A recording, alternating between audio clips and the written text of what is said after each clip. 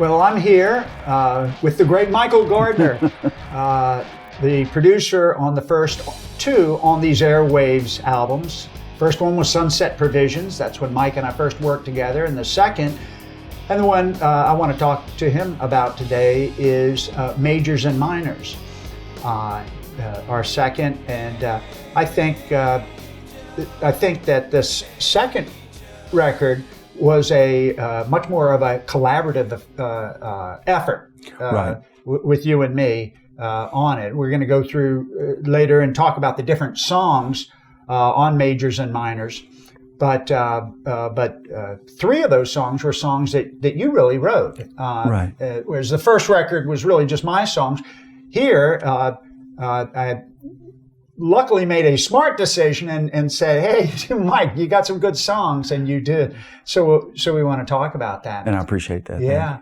Well, so, the first record, Sunset Provisions, was really, I think, a bit of a lighter type of record. It was about birth to death and traveling around the sun and a person's life.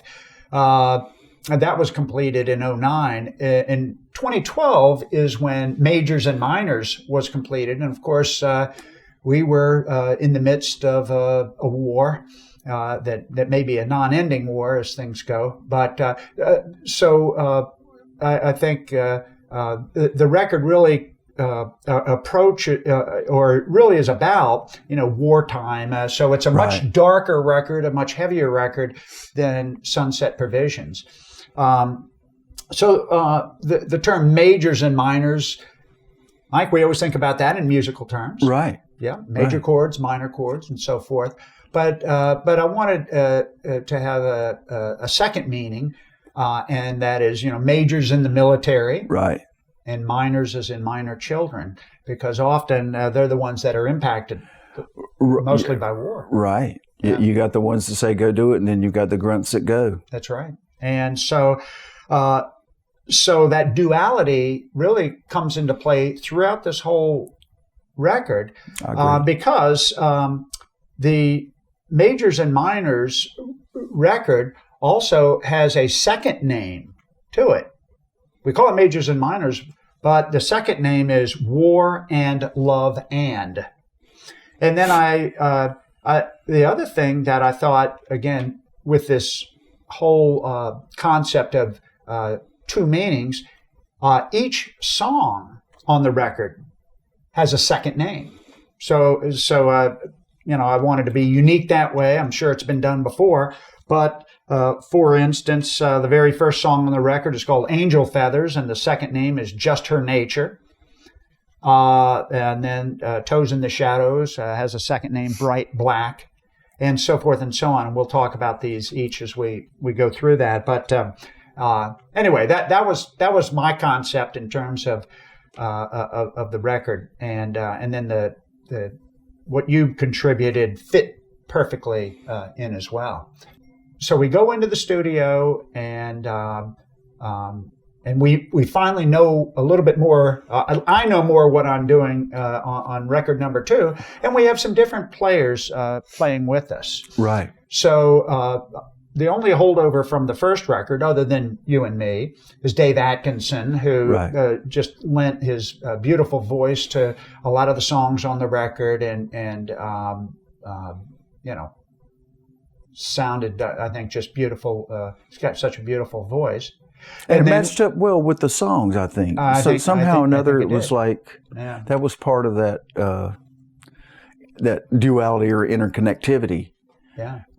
So sometimes if you sometimes opposites are what you want in music production. Sometimes you want something that's a little, that has a meaning that you don't get right away. Right.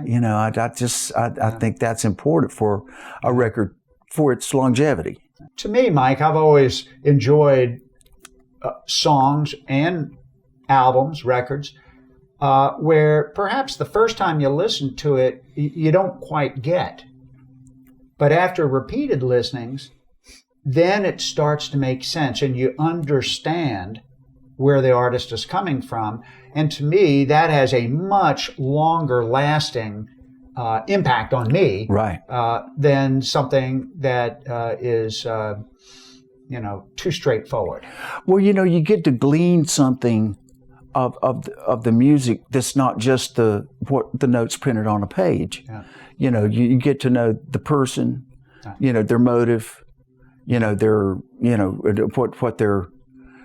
what they're really good at, and maybe what they need help because it's something they haven't done before, or been asked to do, or whatever, or just it'd be interesting to walk into a room with guitars that are all in open tunings and find one and write a song to it.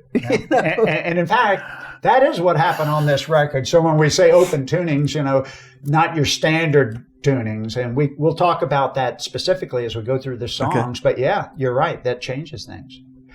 So you and me, and then Dave. But then we had the introduction of some other just phenomenal players that were with us. And of course, the first I have to mention is our very good friend, Tom Yoder. Yeah. Tom's an unbelievable guitar player, unbelievable musician. And person. Yes. All those. And so this was the first opportunity to really include him, in the recordings. Right. And although he wasn't an outright writer of any of the songs, what he contributed was phenomenal. Yeah. And I continue to this day to partner with him. Sure. And what a great alliance. I'm the fortunate one in that deal, that's for sure. And then we brought in Dave Adams on keyboards. Right. Who's a longtime friend of mine. Yep, longtime friend of yours. And Dave had some great success back in the day as well, didn't he? Yeah. This was actually kind of during the day of MTV, when they actually still had videos and music. Right. What band? It was a band called Glass Moon. Right. And they had some success with a remake of the Hollies song On a Carousel. Dave is a really bright, aware musician with tons of skills. Yeah. He was at Peter Gabriel's studio. He went to he did his record in England because it really was an English band just by American guys. Right. Well, I can very distinctly remember him playing keyboards, and if I had an idea, hey, Dave, can you play this is the idea I have here. Can you play something like that? And he would play it and make it better. Yeah. And I was like, that's what I was thinking, but you even did it better than that. So. Right. And then on drums, we had your old friend, Kenny Soul. The fabulous Kenny Soul. That's right. And Kenny, of course, played with you, but Nantucket was a band that he was involved with. I know you produced a live record for the band Nantucket.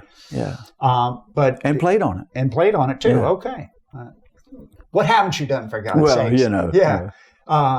So Kenny, phenomenal musician. Yes. Yeah.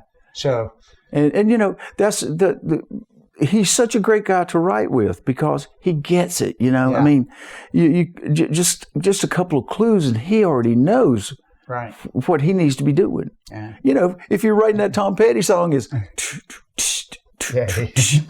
it's not a bunch of drumming. Right. It's just keeping the pocket. Yeah. I remember a couple times, or just on one particular song, I said, let this be your little drum. Let this be your drum solo, even though it's not a drum solo. And he knew exactly what I meant by that.